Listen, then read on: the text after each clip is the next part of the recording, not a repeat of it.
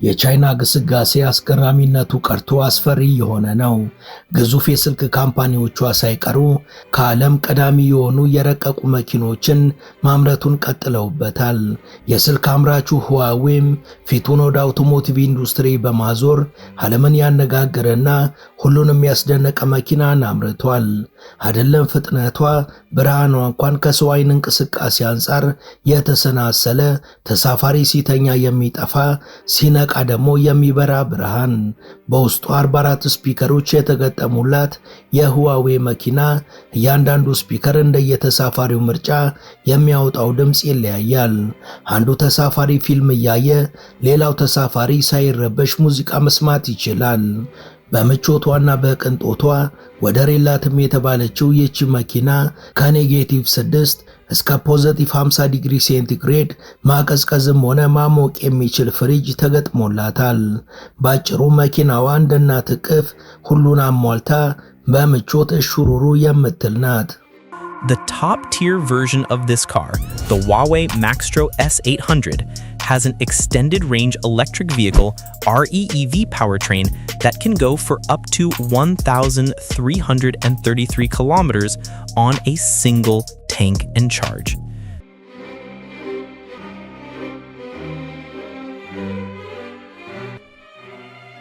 ሰላም ጤና ይስጥልን። በመላው ዓለም የምትገኙ ውድ የመሿለኪያ ቤተሰቦች በዛሬው መሰናዷችን የቻይናው የስልክ ካምፓኒ የሆነው ሁዋዌ ስላመረታትና ዓለም ከወዲሁ አድናቆት ስለቸራት እጅግ ቅንጡ መኪና እናወጋችኋለን።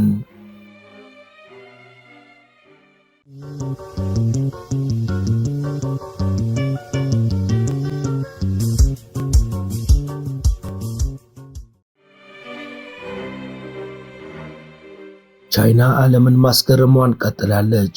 በቀደሙ ዘመን በምርት ብዛትና በዋጋ ርካሽነት ብቻ ትታወቅና ትመረጥ የነበረችው ሀገር አሁን በጥራትና በቅንጦትም ቀዳሚ የሆነች ነው። በቢዋይዲ በኩል የኤሌክትሪክ መኪናዎችን ገበያውን እየመራች ነው። በኤአይ ሮቦቲክስም ስመጥር ሆናለች። አሁን ደግሞ ስማርት ስልኮችን በማምረት የቻይና ኩራት የሆነው ሁዋዌ ሮልስ ሮይስን የምታስንቅ ኤለን መስክን የምታስደነግጥ እጅግ ቅንጡ መኪናን አምርቷል። በሩ መጎተትና ማጋጨት ሳያስፈልገው በእጅ ምልክት ሲሰጡት ይዘጋል።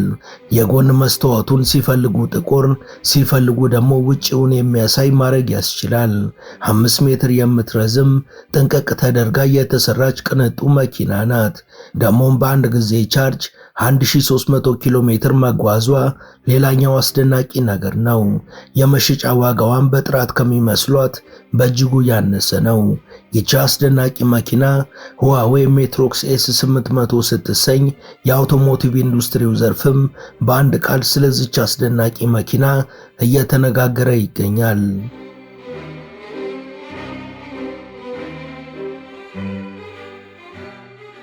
የመኪናዋ መለያ ምልክት የሆነው ሎጎ መነሻ ቃሉ ማይስትሮ ከተሰኘው የጣሊያን ቃል ነው። የቃል መሪ ማለት ሲሆን በእርግጥም ቻይና ይህን መኪና ይዛ ወደ ገበያው ብቅ ያለችው የቅንጦት መኪኖችን ገበያ ለመምራትና ለመቆጣጠር በማለሟ እንደሆነ ያሳያል። ቻይና ለዲዛይኑ ምዕራባውያኑን በቅንጡ መኪኖች ምርት በሚገባ ለመገዳደር ጥንቅቅ አድርጋ የሰራችው ቅንጦትና ውበትንም በአንድ ላይ የያዘ ነው። መብራቶቹ የፊት ለፊት መንገድን በሚገባ ለማሳየት የሚያስችሉና መኪናዋ ከነግርማ ሞገሷ እየተጎማለለች መምጣቷን ከሩቁ የሚጠቁሙ ናቸው። ከግሪሉ እስከ መብራቶቹ ሁሉም በትክክልና በአስደናቂ ዲዛይን ተሰድረዋል። መኪናዋ 5.48 ሜትር ርዝመት ያላት ስትሆን ከመርቼዲስ ቤንዝ ማይባክ ኤስ ክላስ የበለጠ ሽንጠ ረጅም ናት። ወደ ጎን 2 ሜትር ስፋት ሲኖራት ቁመቷ ደግሞ 1.5 ሜትር ነው።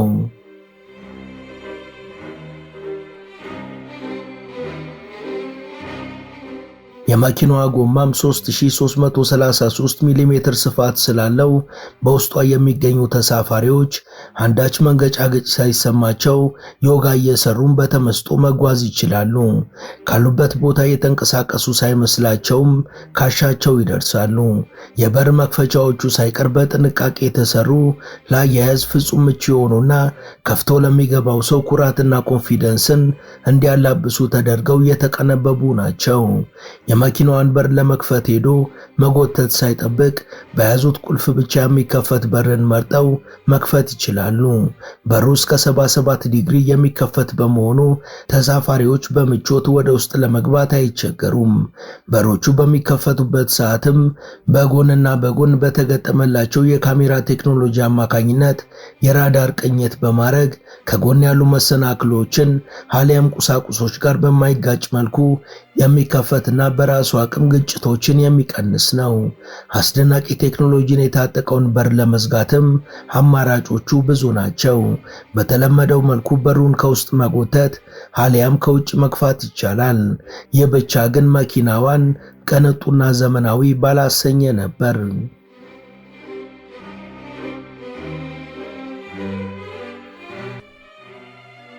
በዚች መኪና ውስጥ ያለ ሰው በርን ለመዝጋት ከአናቱ የምትገኝ አንድ በተንን መጫን አሊያም ደግሞ በሩን በምልክት በእጅና ብለው ቢጠሩትም በፍጥነት ታዞ ይዘጋል።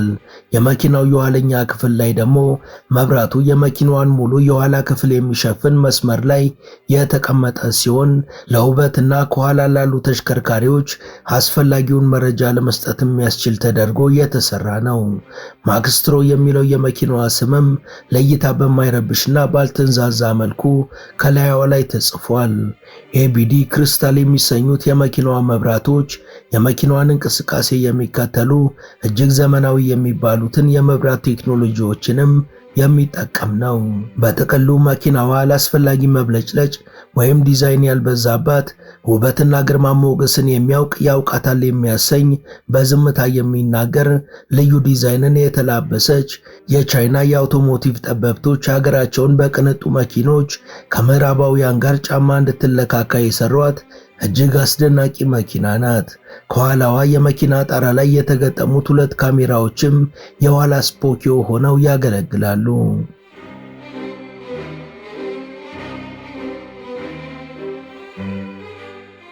መኪናዋ ወደፊት በምትሽከረከርበት ፍጥነት ወደ ኋላ መጓዝ ቢያስፈልግ መኪኖችንም ይሁን መሰናክሎችን ፍንትው አድርገው የሚያሳዩ ናቸው።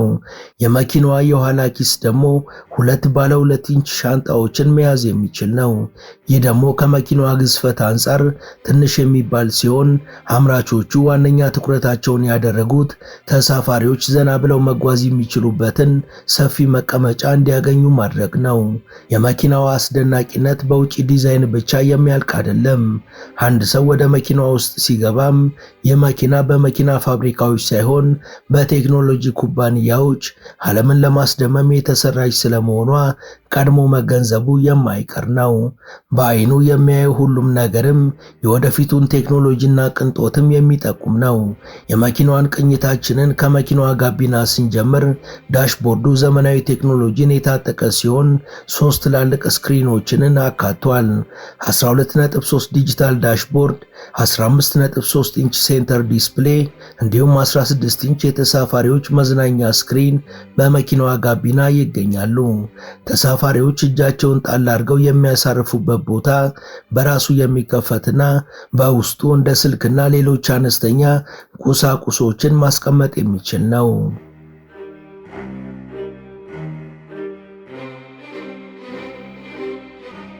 በመኪናዋ ውስጥ ከ50 እስከ 66 ዋት ፈጣን ቻርጅ ማድረግ የሚያስችሉ የሶኬት ቦታዎችም አሉ።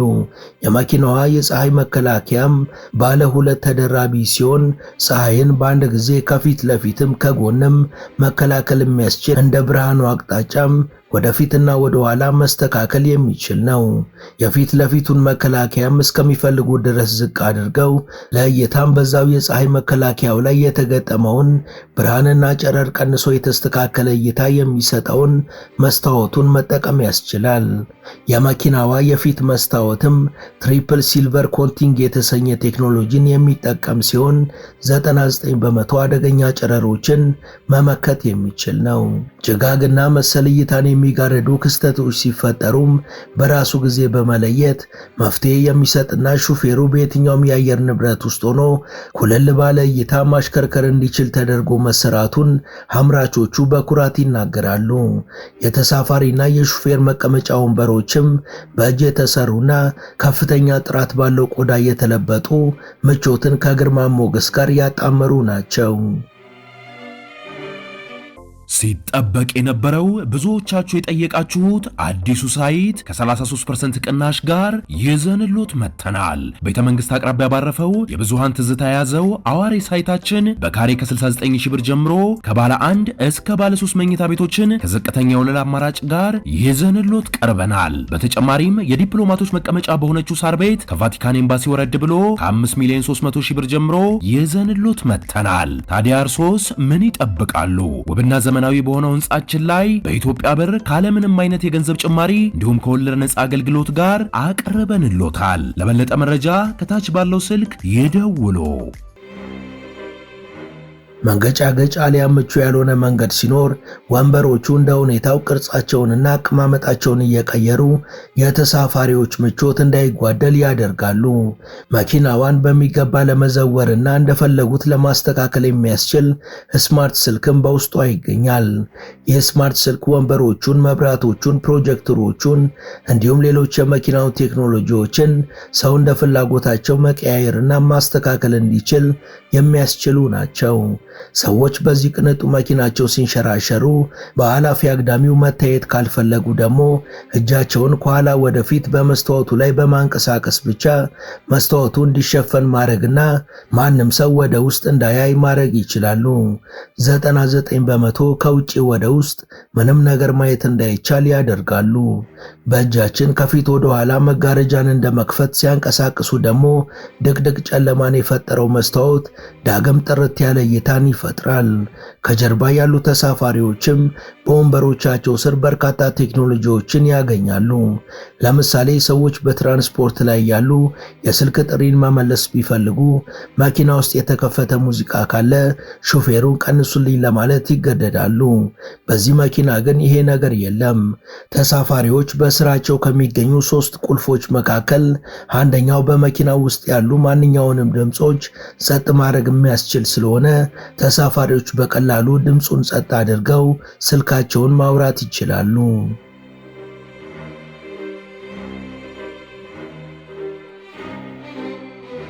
ሌላኛውን ቁልፍ ሲጫኑ ደግሞ ግዙፍ መጋረጃ ከመኪናው ጣሪያ በሹፌሩ ወንበር ጀርባ ወርዶ እንዲዘረጋ ያደርጋል።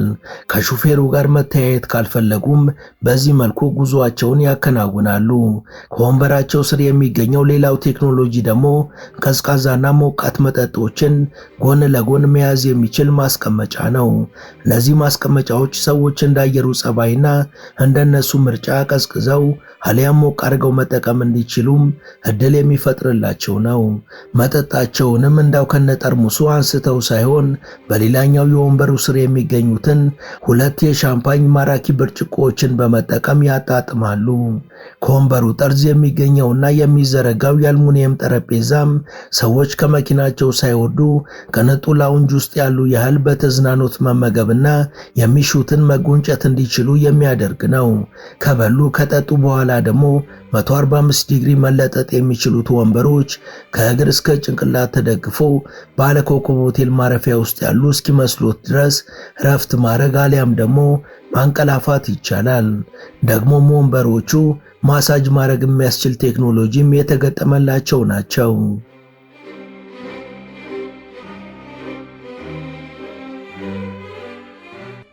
መኪናዋ በውስጧ ከፖዚቲቭ 10 እስከ ኔጌቲቭ 6 ድረስ ማቀዝቀዝና ከ35 እስከ 50 ዲግሪ ሴንቲግሬድ ድረስ ማሞቅ የሚችል ፍሪጅ ያላት ሲሆን ሌዘር ፕሮጀክሽኗ 2.0 ሲስተምን የሚጠቀም አስደማሚ ጥራትም ያለው ነው። ስልክዎን ከፕሮጀክተሩ ጋር በቀላሉ በማገናኘት የፈለጉትን ቪዲዮ መመልከትና የቪዲዮ ኮንፈረንሶችንም ማከናወን ይቻላል። ቀና ብለው በሚያዩት የመኪናው ጣራ ላይ ደግሞ 618 ፋይበር ኦፕቲክሶች ያሉ ሲሆን እነዚህ ኦፕቲክሶችም በሰማይ ላይ ያሉ ከዋክብትን እየተመለከቱ የመጓዝ ስሜትን የሚፈጥሩ ናቸው። መኪናዋ ሰዎች በኋላ ወንበር ተቀምጠው ሲጓዙ እንቅልፍ ሸለብ ሲያረጋቸው በተገጠመላቸው ቴክኖሎጂ አማካኝነት በራሱ ጊዜ ድምጽ ይቀንሳል። ቦግ ያሉ መብራቶችን ለእረፍት በሚስማማ መልኩ ያመጣጥናል። እንደ እናት እቅፍም እሹሩሩ ብሎ ማሳረፍ ይችልበታል።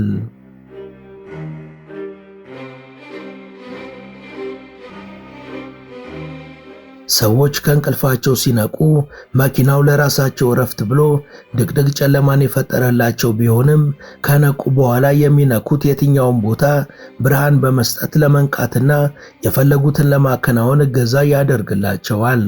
በመኪናው ውስጥ ሙዚቃ እየሰማው እየተዝናናው እጓዛለሁ ለሚሉ ሰዎች ደግሞ በመኪናው ውስጥ የሚገኙ 43 ስፒከሮች በተጠንቀቅ ይጠብቃሉ። ሰዎች በየወንበሮቻቸው የየራሳቸው ስፒከር ያላቸው በመሆኑም ሁሉም እንደ ምርጫው ማዳመጥ ይችላል። መኪናዋ ያንዱን ስፒከር ጩኸት ወደ ሌላኛው እንዳይሄድ የሚያደርግ ቴክኖሎጂን የታጠቀች በመሆኑም አንዱ ፊልም እያየ ሌላኛው ሙዚቃ መስማት አሊያም ስልክ መመለስ አይቸገርም ወይም አይረበሽም። መኪናዋ ሙሉ ለሙሉ ከተፈጥሯዊ ነገሮች የተሰራች ሲሆን በዚች መኪና መጓዝም ፍጹም ተፈጥሯዊ እንዲሆን የአየር ማጣሪያና ማከሚያ ቴክኖሎጂ ተካቶባታል። በዚህም ሰዎች በጫካ ውስጥ ሲጓዙ እንደሚሰማቸው አይነት ንጹህ አየር እንዲያገኙ ኤረን አመንጪ ቴክኖሎጂዎችን ታጥቃለች። ይህን ሁሉ አስደናቂ ቴክኖሎጂ የያዘችው መኪና በአንድ ቻርጅ እስከ 1300 ኪሎ ሜትር ድረስ መጓዝ የምትችል ሲሆን በፈጣን ቻርጅ ቴክኖሎጂ ሙሉ ቻርጅ ለማድረግ ደግሞ 12 ደቂቃዎች ብቻ በቂ ናቸው። ከሁሉም የሚደንቀው ደግሞ የዋጋዋ ነገር ነው። መኪናዋ የምትሸጠው እንደ ሞዴሏ ከ98,000 እስከ $140,000 ብቻ ነው። በእኛ ሲመነዘር ከ15 ሚሊዮን ብር እስከ 21 ሚሊዮን ብር ብቻ ነው።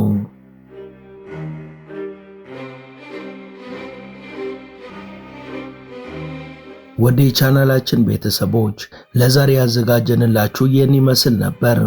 እስከ ዝግጅታችን ፍጻሜ አብራችሁን ስለነበራችሁ ከልብ እናመሰግናለን። በቀጣይ ቢሰሩ የምትሏቸውን ርዕሰ ጉዳዮች ብትጠቁሙን ደስ ብሎን እንቀበላለን። ቻናላችንን ሰብስክራይብ ማድረግ፣ የደውል ምልክቱን መጫንና ላይክ ማድረግ አትዘንጉ እያልን ለዛሬ በዚሁ ተሰናበትን። መልካም ጊዜ።